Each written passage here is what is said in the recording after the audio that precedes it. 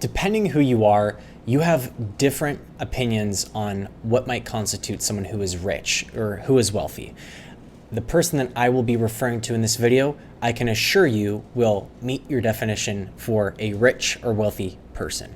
And I'm here to talk to you today about how my relationship with this person has taught me that the very wealthy, the very rich, think and do things differently than most of the rest of us. Now, I'm here to say that there are some rich people who flaunt it. There are some rich people that don't. There are some rich people that are extroverts. There are some rich people that are introverts. There are a lot of characteristics I think people attribute to the wealthy or not wealthy that have more to do with personality. But I'm still here to tell you things that I notice about this person irrespective of their personality, whether they're an introvert, an extrovert. You get the idea. So, wanted to preface that. So the person that I'm talking about as well, without giving out too much information, they started working in corporate America, like many of us. They did well in corporate America. They then had an exit strategy, and once they had accumulated enough for themselves, got into entrepreneurship. They have founded multiple successful businesses and timed a lot of those businesses right. Now, you might be thinking, what did they get into? Let's just say they were very early adopters and really had a lot of foresight ahead of marijuana is a big one. And real estate is another big one, right? You hear it, some of you are probably rolling your eyes hearing about real estate, right? But that's just giving them a little bit of a background without getting into it too much. So this person, the first thing that he does different than most other people is he listens more than he speaks. Whenever I'm with him in a room, I notice that he is oftentimes sitting back, not saying a whole lot, or when he does speak, he'll say a little, and then he'll sit back and listen to what other people have to say.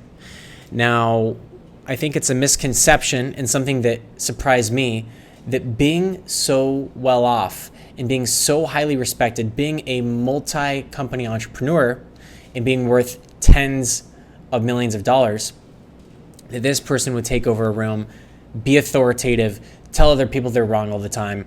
This person, though, is a listener. They're not introverted, but they're a listener. They're always observing and seeing what they can learn. They're a lifelong student, and they're humble because of that. The second difference is that he is private and he doesn't go outwardly flaunting his wealth. To get to understand that he is a wealthy individual, you have to become part of his inner circle. Now, once you're a part of his inner circle, yeah, it speaks pretty loud. But to an outsider, he's not going to be flaunting the warehouse with the 40 cars that he has. He's not going to be flaunting the 4 properties that he has. He's not going to be, you see what I'm saying? He's going to be just like you and me. He's going to speak to anybody and not put himself ahead of anyone else.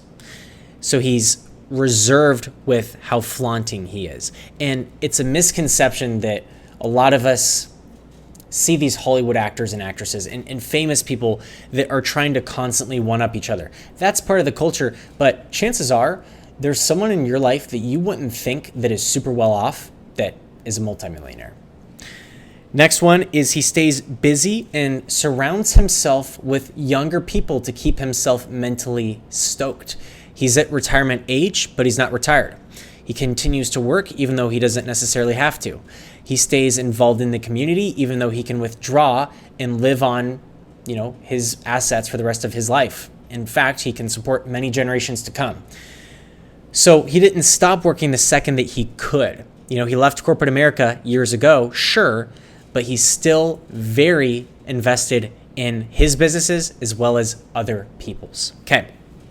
So this one goes without saying. He's a natural risk taker, but he doesn't take risks without first calculating the risks. He doesn't just say, hey, send it, dude, right? He might send it, but he's going to first do a lot of what you business majors remember as cost to benefit analysis. He's always looking at the pros and cons of every situation and weighing out his benefits. Now, what separates him even more is when he decides something might be risky but worthwhile, he doesn't sit back and continue to mull it over.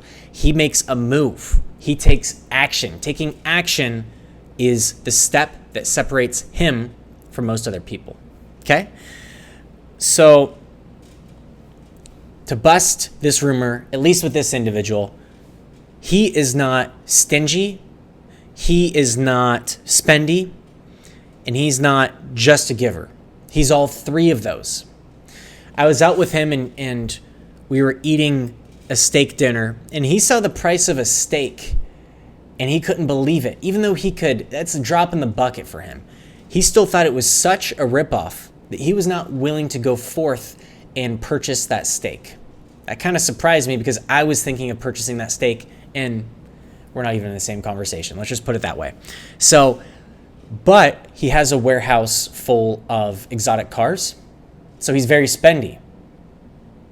But he's also the kind of guy that if you're out with him and you're a part of his inner circle, he'll say, put it on my tab. So he's not selfish. He's not just selfish. He's not just a spendaholic, and he's not just a conservaholic. He's all of those.